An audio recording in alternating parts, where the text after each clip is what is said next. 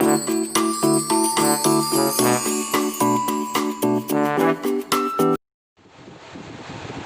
students, now let's see laws of exponent. So here we will learn some laws of exponent which are very useful while we are solving the problem based on exponent. So student, it is very interesting topic. Now let's try to understand these laws one by one. Here the first law is a to the power m into a to the power n equal to a to the power m plus n.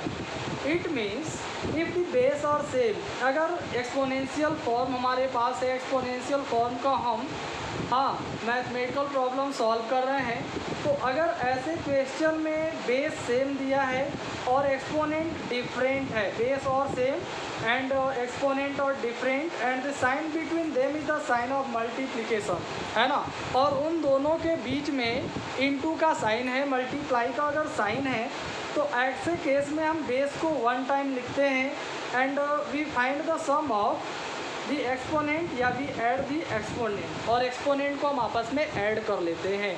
क्या बोले हम, अगर base same हो, base same होते हैं और exponent अलग अलग हैं और बीच में इनटू का साइन है, तो हम बेस को एक बार लिखेंगे और एक्सपोनेंट को ऐड कर लेंगे। हाँ, फॉर एग्जांपल मान लेते हैं हमारे पास ये नंबर गिवन है 2 to the power 3 into 2 to the power 5, है ना। तो अब अगर हमें इसे सॉल्व करना है, तो यहाँ देख रहे हैं बेस सेम है, बीच में इनटू का साइन है और एक्सपोनेंट डिफरेंट है, तो हम बेस को एक बार लिखेंगे और एक्सपोनेंट ऐड कर लेंगे, यानी यहाँ आ जाएगा 3 + 5, तो इस तरह से आ गया 2 to the power 8। हाँ, दिस इज द आंसर। समझ में आ रहा ना।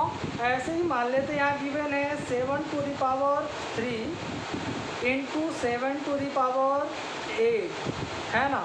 तो यहाँ बेस सेम है, इंटू बीच में इंटू का साइन है और एक्सपोनेंट डिफरेंट है, तो 7 बेस आपका 1 टाइम आ गया और एक्सपोनेंट ऐड कर लेंगे तो 3 + 8 यानी ए आ गया 7 to the power 8 3 11 यानी 11। This is the answer. हाँ, very good. Now let's see second law. Here you are given a to the power m divided by a to the power n। यहाँ पे into का sign था और यहाँ दोनों के बीच में डिवाइड का साइन है, तो दोनों में बस इतना ही डिफरेंस है। अगर बेस सेम है और एक्सपोनेंट डिफरेंट है और उनके बीच में डिवाइड का साइन है, तो हम बेस को एक बार लिखते हैं और एक्सपोनेंट को आपस में माइनस कर लेते हैं। यहाँ हम क्या कर रहे थे, एक्सपोनेंट को प्लस, यानी इनटू के केस में, मल्टीप्लाई के केस में एक्सपोनेंट को प्लस किया जाता है और डिवाइड के केस में एक्सपोनेंट को माइनस कर लेते हैं। हाँ, एग्जाम्पल के द्वारा इसे हम समझते हैं। Suppose you are given 6 to the power 4 divided by 6 to the power 3, है ना। तो यहाँ बेस सेम है, बीच में डिवाइड का साइन है और एक्सपोनेंट डिफरेंट है, तो हम बेस को 1 टाइम लिखेंगे और एक्सपोनेंट माइनस हो जाएगा 4 - 3, तो इस तरह से आ गया 6 to the power 1। That is your answer. हाँ, ऐसे मान लेते हैं यहाँ गिवन है 10 to the power 5 divided by 10 to the power 2, है ना। तो ये क्या आ जाएगा 10, बेस सेम है और एक्सपोनेंट माइनस हो जाएगा 5 - 2, तो here it will be 10 to the power 3। That is your answer. हाँ, very good student, I think you are understanding. So now let's see third law. Here you are given a to the power m to the power n, यानी कभी भी whenever you are given exponent over exponent, यानी exponent के ऊपर अगर exponent given होता है, तो ऐसे केस में हम क्या करते हैं, we write the base 1 time and we multiply the exponent to each other, और एक्सपोनेंट का हम आपस में मल्टीप्लाई कर लेते हैं। एम एन का मतलब इन दोनों का हम आपस में मल्टीप्लाई कर रहे हैं। हाँ, फॉर एग्जाम्पल यहाँ गिवन है 7 to the power 2 to the power 3, है ना। तो एक्सपोनेंट ओवर एक्सपोनेंट दिया है, बेस सेम है आपका, बेस वही है और एक्सपोनेंट ओवर एक्सपोनेंट दिया, तो हम यहाँ क्या करेंगे 7 1 टाइम लिख देंगे और 2 3 यानी एक्सपोनेंट का आपस में मल्टीप्लाई कर लेंगे, तो ये आ जाएगा 7 to the power 2 3 या 6। That is your answer. हाँ, ऐसे मान लेते हैं एक और क्वेश्चन है 8 to the power, सॉरी यहाँ 2 to the power 2 फिर 2 to the power 5 गिवन है। तो यहाँ आ जाएगा 8 टू द पावर 2 इंटू 5 यानी 8 टू द पावर 5 टू जा 10, दैट इज योर आंसर। हाँ, so student I think you are understand it well. Now let's see question number 4, sorry law number 4। Here you are given a to the power m into b to the power m। क्या दिख रहा हमें, a और b यानी base different है, base दोनों का different है, पावर दोनों पे m यानी पावर दोनों का सेम है। तो स्टूडेंट व्हेन द बेस और डिफरेंट एंड पावर और same and the sign between them is the sign of multiplication, यानी उनके बीच में अगर इंटू का साइन है तो हम बेस का आपस में मल्टीप्लाई कर लेते हैं। ए भी मतलब दोनों का हम आपस में बेस का मल्टीप्लाई कर ले रहे हैं और एक्सपोनेंट को वन टाइम लिखते हैं। अब इसी को हम जरा एक एग्जांपल के द्वारा समझते हैं। सपोज यहाँ गिवन है 3 to the power 2 into 5 to the power 2। हाँ, तो यहाँ 3 और 5 दोनों बेस डिफरेंट है और पावर 2 और 2 दोनों में गिवन है यानी सेम है ना। तो यहाँ पे बेस का मल्टीप्लाई कर लेंगे, 3 इंटू 5 हो जाएगा और टू द पावर 2 एक बार आ जाएगा। तो 5 3 या 15, 15 के power 2, that is your answer. हाँ, ये आंसर आ गया। ऐसे ही मान लेते हैं one more question, you are given 7 to the power 3 into 4 to the power 4, है ना। तो यहाँ बेस क्या है, डिफरेंट है, सॉरी यहाँ 3 रहेगा, सॉरी 4 टू द पावर 3। तो यहाँ बेस दोनों का डिफरेंट है और एक्सपोनेंट सेम है, तो हम बेस का आपस में मल्टीप्लाई कर लेंगे। हाँ, 7 और 4 बेस का मल्टीप्लाई हो गया और एक्सपोनेंट 3 सेम है, तो यह वन टाइम आ गया। तो 4 7 या 28 to the power 3, that is your answer. So student, I think you have understood very well. Now let's see other laws of exponent. Okay my dear students, now let's see fifth law of exponent, that is a to the power m divided by b to the power m। यहाँ पे दोनों का base different है, a और b, बीच में divide का sign है और दोनों का एक्सपोनेंट सेम है। यहाँ भी बेस डिफरेंट था और एक्सपोनेंट आपका सेम था, बट यहाँ बीच में इनटू का साइन था और यहाँ इनके बीच में डिवाइड का साइन है। तो यहाँ पे भी हम क्या करते हैं, बेस का आपस में डिवाइड कर लेते हैं, a अपान b, यानी a बाई b का मतलब क्या, बेस को हम आपस में डिवाइड कर रहे हैं और एक्सपोनेंट को एक बार लिखते हैं। हाँ, for example suppose you are given 4 to the power 2 divided by 2 to the power 2। हाँ, तो यहाँ पे दोनों का बेस डिफरेंट है और एक्सपोनेंट सेम है, तो हम इसे क्या लिखेंगे, 4/2 टू द पावर 2। हाँ, तो 2 2 या 4 यानी 2 आ गया, 2 टू द पावर 2 आपका आंसर आ गया, दैट इज योर आंसर।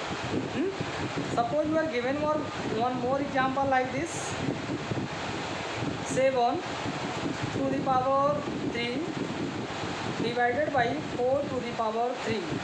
हाँ, तो बेस दोनों का डिफरेंट है, तो बेस का हम आपस में डिवाइड कर लेते हैं, 7/4 यानी ये आपस में डिवाइड हो गया। एक्सपोनेंट सेम है तो यह एक बार आएगा। अब यहाँ ये कैंसिल नहीं होगा, so this is your answer. यहाँ कैंसिल हो रहा था तो हमने कैंसिल कर दिया, बट यहाँ कैंसिल नहीं हो रहा तो दैट इज योर आंसर। हाँ, now let's see one more law of exponent, that is a to the power 0 equal to 1। तो ये हमें ये बताता है, ए लॉ से हमें ये पता चलता है कि अगर कोई भी नंबर गिवन है, किसी भी नंबर का एक्सपोनेंट अगर 0 दिया है, एक्सपोनेंट क्या दिया है, 0 दिया है लाइक दिस, तो इसका जो वैल्यू होता है वो हमेशा 1 आता है, that's value is always 1। For example suppose कर लेते हैं हमारे पास ये नंबर गिवन है और इसका एक्सपोनेंट 0 है, तो ये नंबर कितना ही बड़ा क्यों ना हो, बेस कितना ही बड़ा क्यों ना हो, अगर एक्सपोनेंट इसका 0 है तो इसका वैल्यू हमेशा 1 आता है। हाँ, ऐसे मान लेते हैं हमारे पास एक दूसरा नंबर गिवन है, इस पे एक्सपोनेंट 0 है, तो इसका भी वैल्यू क्या आ गया, 1 आ गया। यहाँ भी इसका वैल्यू क्या आ गया, 1 आ गया। तो स्टूडेंट ये होता कैसे है, नाउ लेट्स सी। हाँ, इसको हम थोड़ा अच्छे से समझ लेते हैं। हाँ, इस केस में हमारे पास होता क्या है, जो बेस है ना, यानी सेम नंबर को हम सेम नंबर से डिवाइड करते हैं, हैविंग सेम एक्सपोनेंट, यानी सेम एक्सपोनेंट के द्वारा। तो ये इस तरह से ये जो है वो एक शॉर्टकट है। सपोज कर लेते हैं a टू द पावर 5 को हम ए टू दी पावर 5 से डिवाइड कर रहे हैं। हम क्या बोले, सेम नंबर को सेम नंबर से हम डिवाइड करते हैं हैविंग सेम एक्सपोनेंट, यानी जिनका एक्सपोनेंट भी सेम हो। तो यहाँ 5 to the power A to the power 5 को हम ए टू दी पावर 5 से अगर डिवाइड करते हैं तो इस तरह से आएगा ना।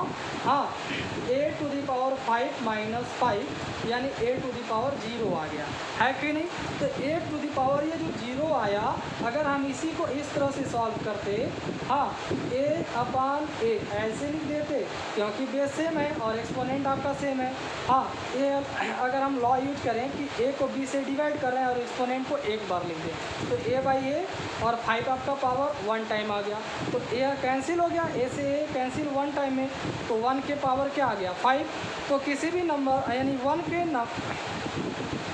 1 के पावर कोई भी नंबर गिवन हो, चाहे वो छोटे से छोटा नंबर या बड़े से बड़ा नंबर, कोई भी अगर 1 के पावर दिया है तो इसका हमेशा वैल्यू 1 आता है, क्योंकि 1 का मल्टीप्लाई अगर 5 बाई करेंगे 1 1 जा 1 1 जा 1 1 जा 1 1 जा 1 ही आएगा, है ना। तो इस तरह से इसका वैल्यू क्या आया 1 आया। तो हम अगर कहीं ए पे पावर 0 दिया है, हाँ, तो हम समझ लेंगे कि इसका वैल्यू हमेशा 1 आएगा। तो इसीलिए हम हमेशा ये समझ लेते हैं किसी भी नंबर पे अगर पावर 0 है तो इसका वैल्यू हमेशा क्या आएगा 1 आता है। हाँ, जैसे कि हम आपको यहाँ पर बताए। हाँ, तो now let's see 7th law. Here you are given A to the power minus m equal to 1 by A to the power m, है ना। तो यहाँ पे जो एक्सपोनेंट है ना माइनस m गिवन है, तो स्टूडेंट जब भी एक्सपोनेंट माइनस में दिया हो तो समझ लेना चाहिए कि वो फ्रैक्शन में डेनोमिनेटर होता है, यानी ये जो नंबर है ना वो डेनोमिनेटर है, इसको हम फ्रैक्शनल नंबर में लिखते हैं। हाँ, तो यहाँ पे जो हमेशा नंबरेटर होता है वो 1 होता है और ये नंबर हमेशा इसका डेनोमिनेटर यानी ए टू द पावर m हो जाएगा। हाँ, फॉर एग्जांपल मान लेते हैं हमारे पास ये नंबर है 7 टू द पावर माइनस 2, तो हम इसको लिखेंगे 1 बाई 7 टू द पावर 2, है ना। अगर हमारे पास दिया है 10 टू द पावर माइनस 5, तो हम इसको लिखेंगे 1 अपान 10 टू द पावर 5। हाँ, in this way you have to represent this type of number. इस तरह के नंबर को हम इस तरह से रिप्रेजेंट करते हैं या इस तरह से लिखते हैं। तो student, I think you have understood all the laws of exponent very well. हाँ, in case of any problem you can comment, but I think if you have learned something, you understood my video, so please like and subscribe my videos. That's all. Thank you.